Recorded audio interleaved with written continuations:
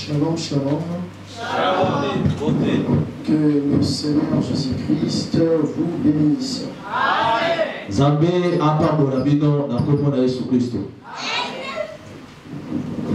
Je bénis ta présence. Je veux que le Seigneur de gloire te donne tout ce que désire ton cœur.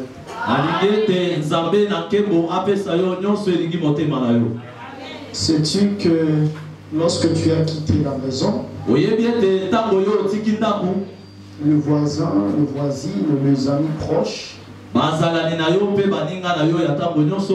ils t'ont vu venir à l'église. Si tu viens chaque jour, tu rentres dans ton quartier le même. Des fois, ils vont commencer à se poser des questions. Mais lui, chaque jour, il part à l'église. Pourquoi sa vie ne change pas? C'est pourquoi, comme son serviteur, le fait que tu viens à l'église chaque jour,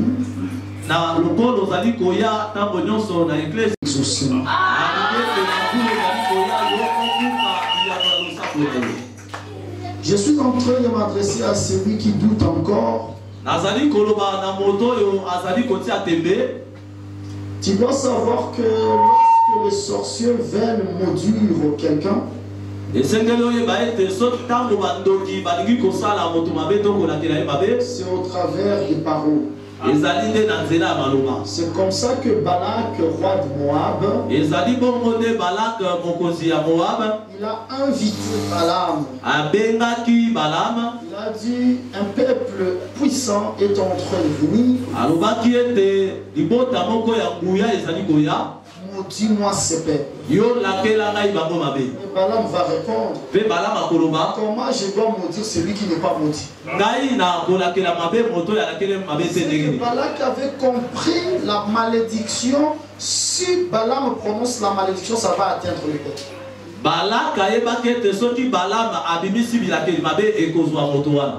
je dis que toutes les malédictions contre toi sont nulles et sans effort.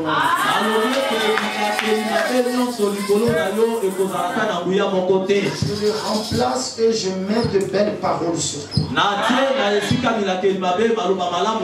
Les paroles de l'alliance avec serment. Je veux que tu sois la tête et non la queue. Que tu puisses te marier. Que tu aies des enfants. Tes enfants ne mangeront pas la sorcellerie. Tu vas travailler et ton entreprise ira de l'avant. Aujourd'hui tu es piéton, demain tu seras véhiculé. Tu es locataire, demain tu seras bailleur. Si tu avais des maladies, que les maladies te quittent. Quel problème que tu avais, ce problème soit résolu au nom puissant du Seigneur Jésus.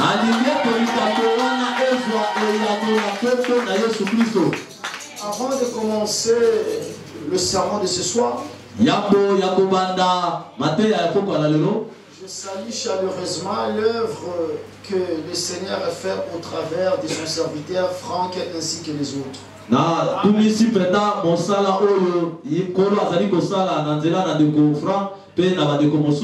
C'est un enfant qui aime beaucoup les choses de Dieu. Et il est sérieux dans ce qu'il fait. Que le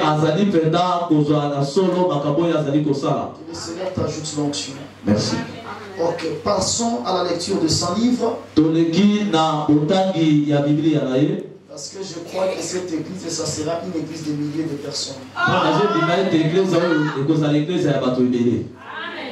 Seulement, je vais te donner un conseil du haut de la chair. Dans un sac, et se couvrit des cendres. Puis il alla au milieu de la ville en poussant avec force de cris amers.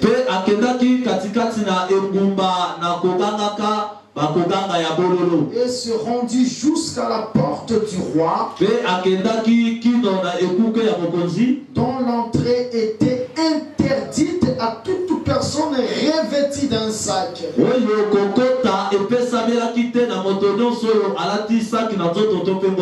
Dans chaque province, partout où arrivait l'ordre du roi et son édit,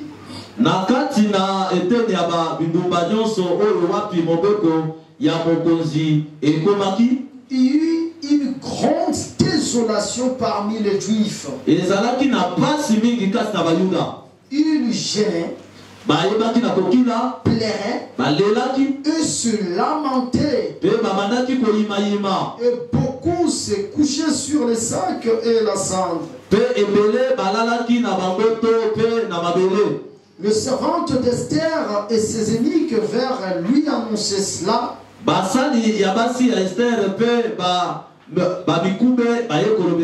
Et la reine fut très effrayée.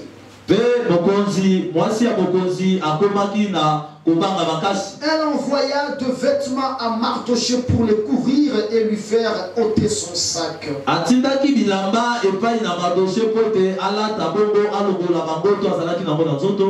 Il n'accepta pas. Alors Esther appela Attaque, que le roi avait placé auprès d'elle.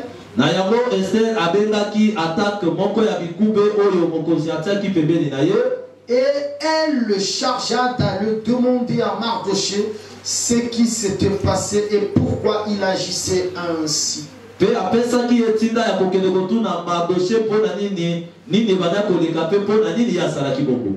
Attaque s'est rendu vers Mardoché sur la place de la ville devant la porte du roi.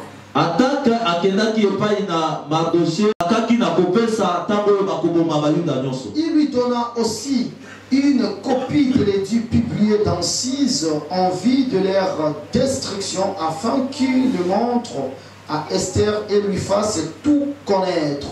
Et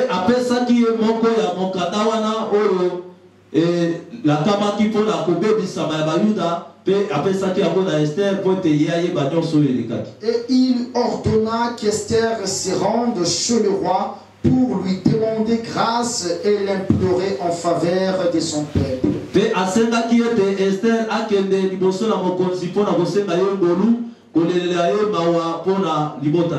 Attaque vint rapporter à Esther le parole de Mardoché. Esther chargea Attaque d'aller dire à Mardoché. Tous les serviteurs du roi et le peuple des provinces du roi savent qu'il existe une loi prescrivant la peine de mort contre quiconque, homme ou femme, entre chez le roi dans la cour intérieure sans avoir été appelé. Celui-là scelle à la vie sauve, à qui le roi tend le sceptre d'or.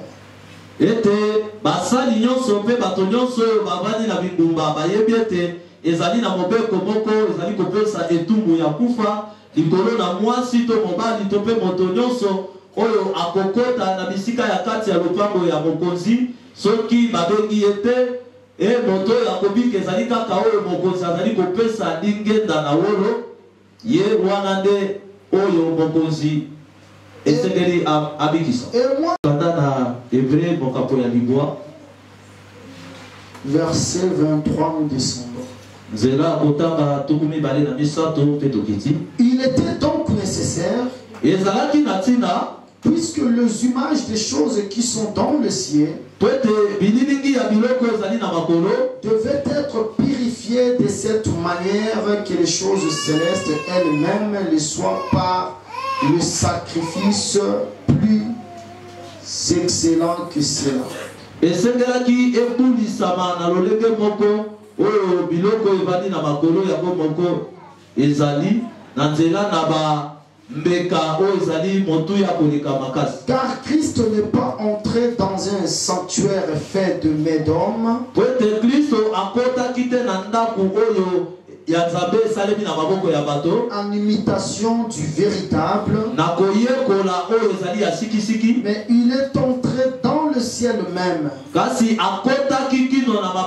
afin de comparaître maintenant pour nous devant la face de Dieu. Et ce n'est pas pour s'offrir lui-même fois qui est entré comme le souverain sacrificateur entre chaque année dans le sanctuaire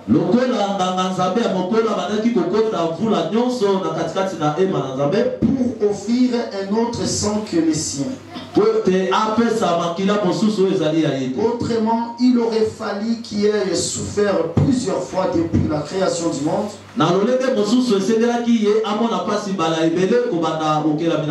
Mais maintenant, à la fin des siècles, il a paru une seule fois pour effacer le péché par son sacrifice. Et comme il est réservé aux hommes de mourir une seule fois, après quoi vient le jugement, de même Christ qui s'est offert une seule fois pour porter le péché de beaucoup d'hommes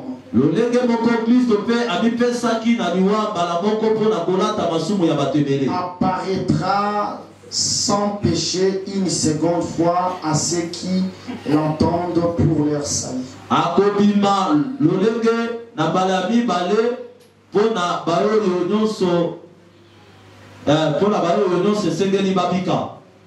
Ok, Seigneur Jésus, prêche nous, prédicateur par excellence.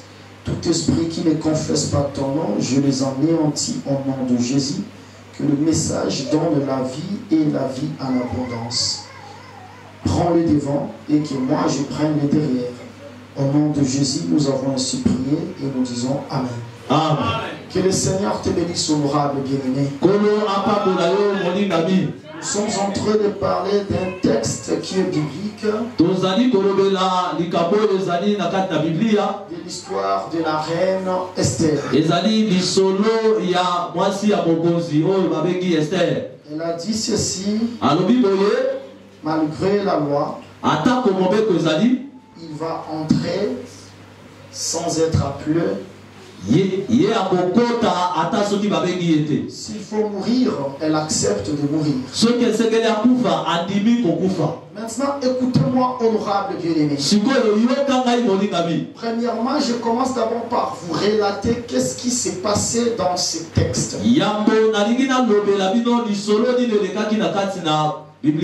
Je vais reculer un peu. Je vais prendre Esther chapitre 3e. C'était dans le règne du roi Assyris. Ce roi dominait la terre pendant ce temps-là. Il dominait vraiment la terre. Il était le souverain de la terre. Il avait ses collaborateurs. Et parmi ses collaborateurs, il y avait un collaborateur qui s'appelait Aman. Lorsque je prêche, j'aime quels que soient les enfants, les mamans, que tout le monde comprenne.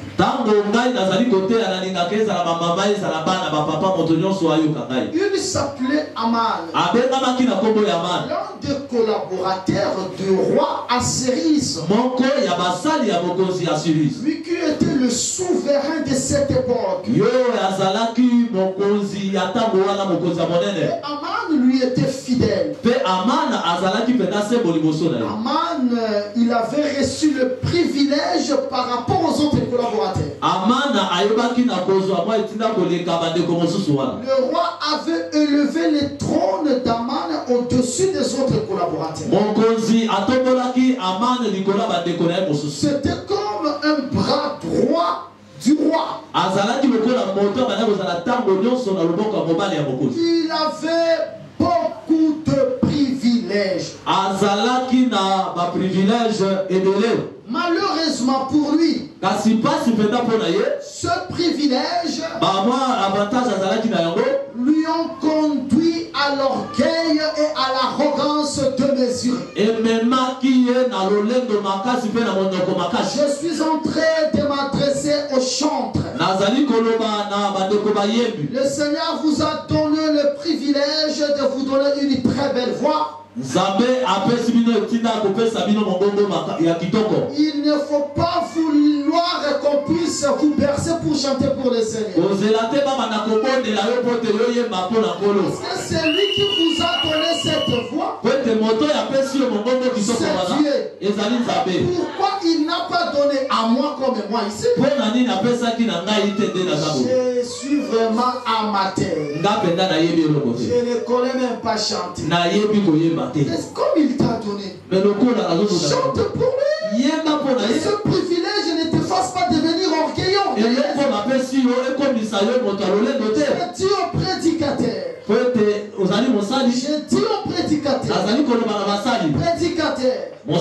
La grâce que le Seigneur t'a donnée, ce n'est pas pour toi. C'est pour la mettre au service des autres. Arrête de t'enorgueillir. Je dis aussi à celui qui est élevé dans une profession quelconque que ton élévation ne te fasse pas devenir orgueilleux. Je m'adresse aussi à une maman qui travaille. Ces derniers temps, toi tu as le boulot, mais ton mari n'a pas de boulot. Que ce privilège ne t'amène pas l'orgueil de manquer ton mari le respect. Quelle que soit la grâce que tu as reçue, tu dois être humble. Pourquoi? Parce que l'humilité précède la gloire. Et l'orgueil précède la chute. Beaucoup de Congolais n'évoluent pas. Il suffit seulement qu'il soit élevé un peu. Il devient orgueilleux. Regardez même les footballeurs congolais. Pourquoi ils ne sont pas dans de grandes équipes de l'Europe? Ce n'est pas parce qu'ils manquent le talent. Ils ont le talent. Il suffit seulement qu'ils marquent des buts dans un match. Le match qui vient, à l'entraînement, normalement, il doit se présenter à 9h. Le lendemain, il va se présenter à 11h. Quel que soit tout ce que nous pouvons avoir sur la terre, dans le spirituel, soyons humbles. Je peux prier pour toi. Tu es malade, le Seigneur te guérit. Même de diabète sucré, il va te guérir. Mais moi je ne peux pas frapper la poitrine. Si ce n'était pas moi, il périrait dans sa maladie. Je dois être humble. La qualité, la nature d'un enfant du royaume, c'est d'abord l'humilité. L'humilité au-dessus de toutes choses. Dieu est grand, redoutable. Le lion de la tribu de Juda est venu sur la terre comme un agneau. Un simple homme.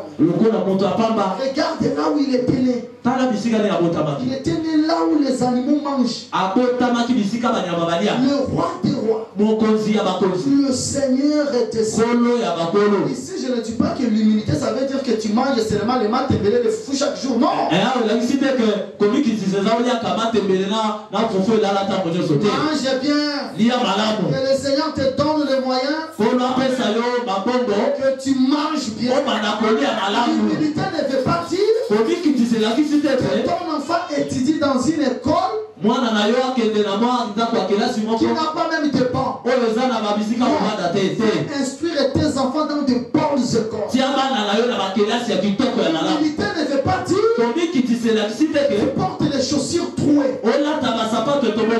Porte de très belles chaussures. Habille-toi bien. Parfume-toi. L'humilité, ça veut dire vivre la parole de Dieu. Lorsque tu te présentes la parole de Dieu, quelles que soient tes raisons, Dieu te prosterne, que la parole monte et que toi tu sois rabaissé. C'est comme ça que Aman avait reçu de privilèges. Lorsque je vois ces Mardoché, lorsque je vois les Juifs, je ne suis pas en paix. Il faut qu'il soit exterminé. C'est comme ça que sa femme et ses amis vont lui proposer. Permets qu'on prépare le bois de 50 coudées, lequel tu vas pendre Mardoché. Aman a dit une très très bonne idée. Malgré ta richesse, il faut faire attention à un enfant de Dieu. On ne touche pas à un enfant de Dieu comme ça. Même si tu la vois faible, même si tu la vois qu'elle manque tout, attention. Derrière lui, il y a le lion. Que le Seigneur vous bénisse. C'est que Aman, ce privilège lui ont conduit dans une très mauvaise entreprise. Il a voulu détruire les Juifs. Il va dire au roi, Paris, s'il vous plaît. Il dit, roi, dans ton royaume, dans toutes les provinces, il y a un peuple. Ce peuple a les lois différentes de lois de tous les peuples. C'est un peuple qui marche avec sa propre loi. Remarquez ici dans Esther 3, Aman a caché l'identité de ce peuple devant le roi. Il n'a